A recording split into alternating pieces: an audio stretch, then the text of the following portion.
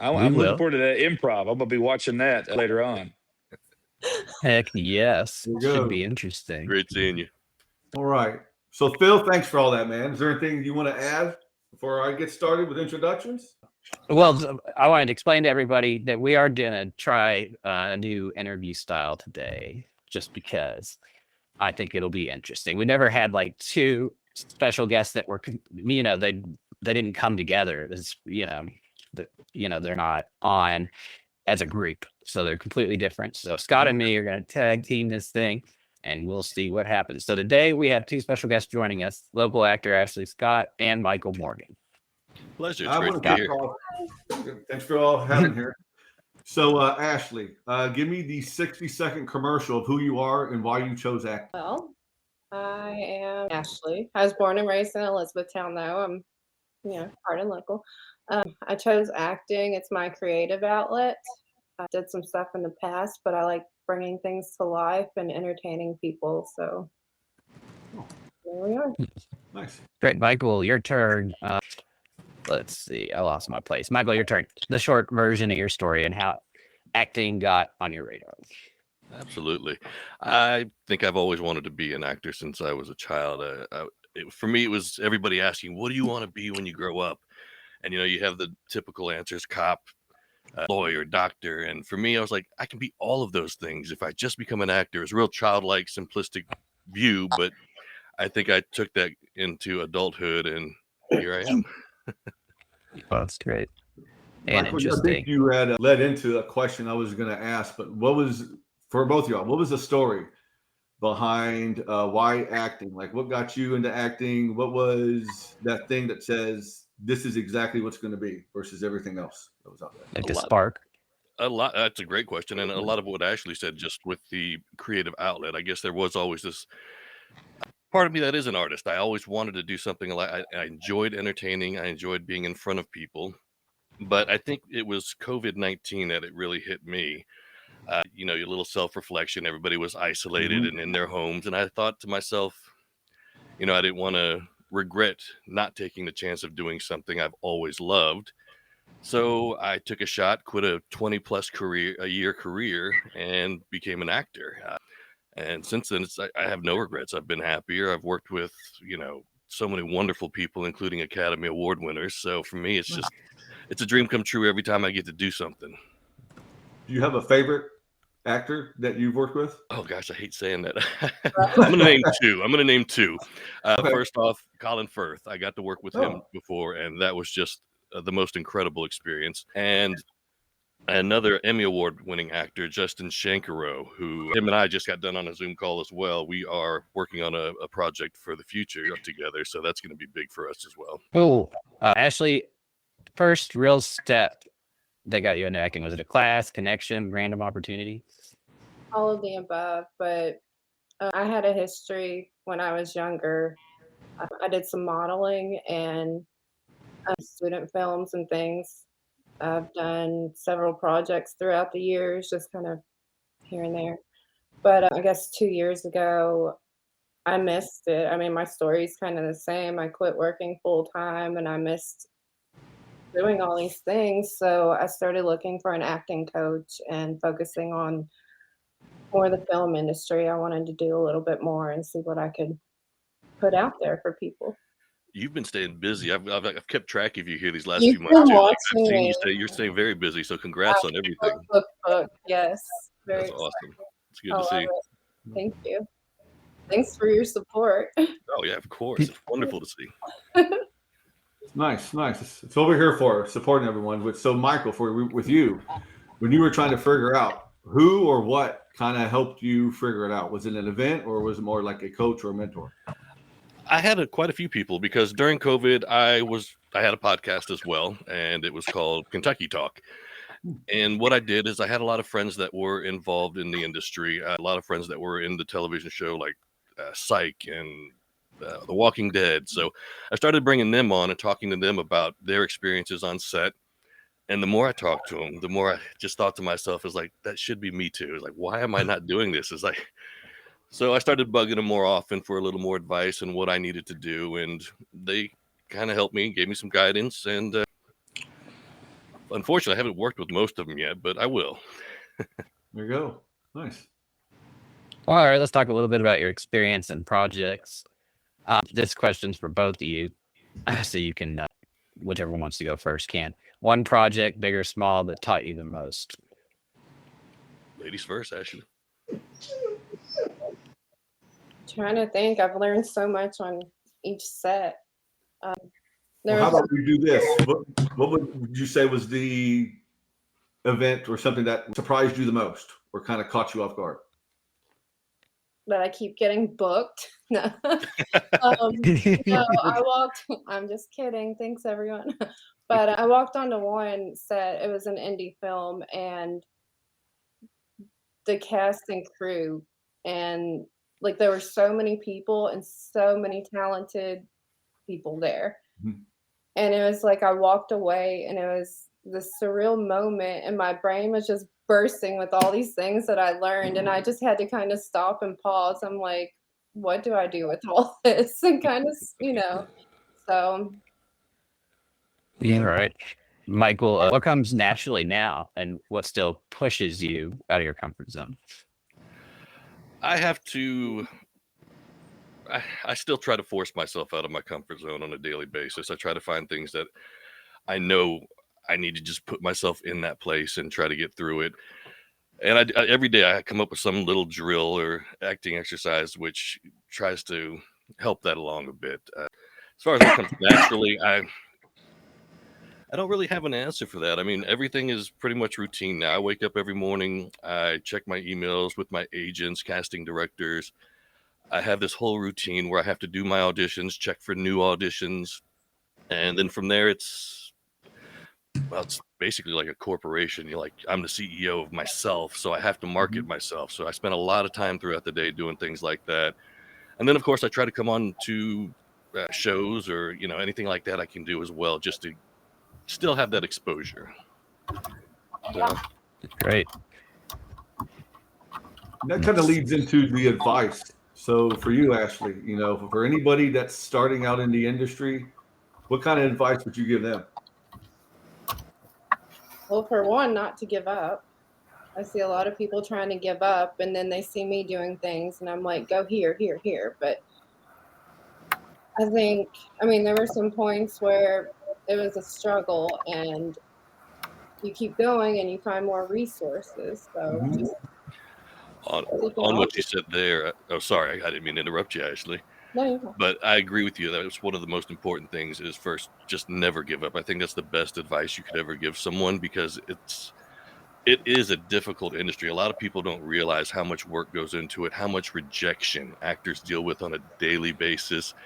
So there's a lot to it. There's a lot you're always working on, whether it's with yourself or with your craft, or it's just a ton. But so yeah, never give up. You have to just keep on going, and it gets hard at times. And time management, like you have to be on top of things. Sometimes it's last minute, or you have to have a specific look for this, and Oh yeah. And last minute, just speaking of that, getting call sheets like the night before a shoot. The production likes to wait till everything's done that day before they send out the schedule for the following day. or the It can be script midnight. Yeah. So it can be midnight, and you have to wake up to make sure you get all the information for the next shoot, and you find out, I got to be there at 7 a.m. and it's a 2-hour drive, or I got to get out of the hotel at this time. And That's me tomorrow. Yeah. that's awesome. So Oh, sorry, guys. I was just, I was interrupting, but not on purpose, but kind of a little. That's some great information to have, but I wanted to lead in. Britton has a question, but first I had one last one. That's biggest mistake new actors make. Not taking acting classes or acting coaching. I think that's the first step to this career. Is you have to get, not just for the tools of learning the craft, but the networking experience. So I think that's the most important first step, is take an acting class. Great. What about you guys? I'm trying to think. I think a lot of people show up on set and don't realize that if your call time's at 3, maybe you're not going to start filming at 3. It might be a little bit later. There's a lot of waiting on set. That's Hurry a up fact. and wait. I've been on sets where you sit in your trailer or your waiting room or green room or whatever for 8 hours before you ever step out there. Uh, What was your question, Britt, that you had? So, you guys live here in the area. Yes. And so my question was like the auditioning process. And I'm sure things like Zoom and technology have really changed that. And so, is being centrally located in someplace like Hardin County a plus? Is it a negative? Because in my mind, I'm thinking about somebody wants to be an actor, they have to go where they're filming and they're shooting things for auditions and things like that. So how does that process impact you guys on your auditions and when you get to that part of the process? Britt, that's a really good question.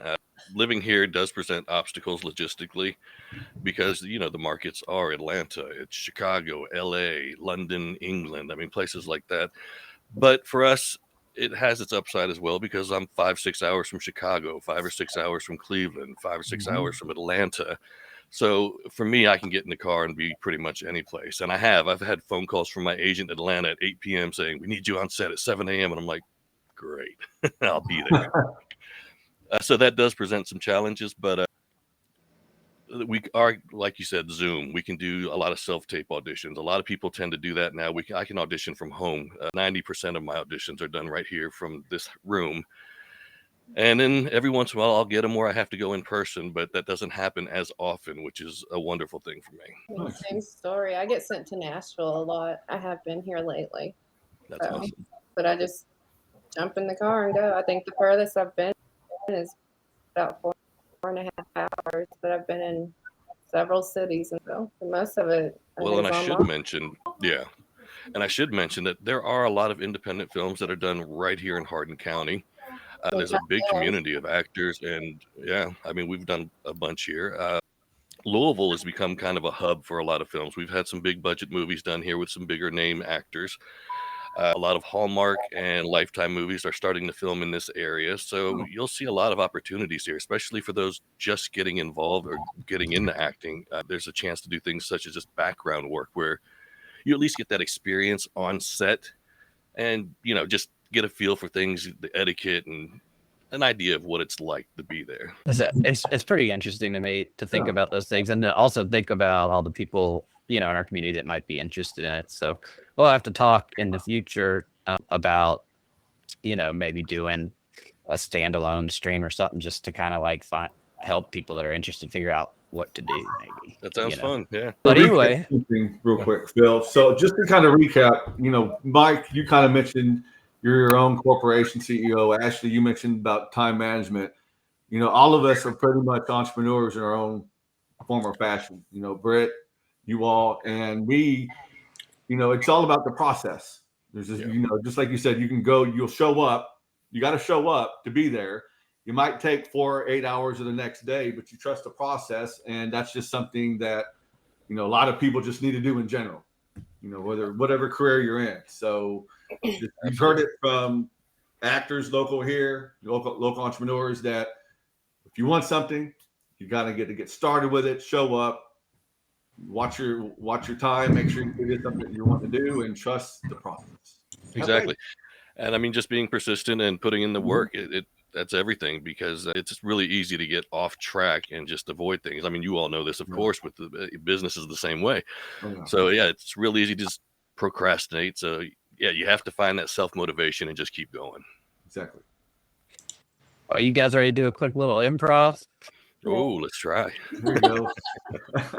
All right, I'll set it up for you. The setup is, Mike, you're going to play a strict HOA president. And Ashley is the resident. You're the resident who's been cited by the HOA for the most ridiculous violations imaginable. Something like inflatable snowman is violating the airspace of the 2 neighbors zip codes. Go as crazy as you want with that. And anyway, you got 60 to 90 seconds. Do you need like 15 seconds to think through it? That's an interesting one. HOA, huh? I know. So let's see. Who came up with this? Right. there was a video to where some guy, the HOA president, came over because the kid was outside in their driveway, not the sidewalk, the driveway, just drawing. And the HOA president guy was like, what the age? You're trying to carry on a little bit. So, I think And I read the Reddit. There's a subreddit called HOA Yeah. Stories. It's just, it makes me laugh, and it also, you know, is annoying. I just thought it'd be interesting. So this was your idea. There's Yeah. there's a TikToker that his whole shtick is that he is recreating the HOA.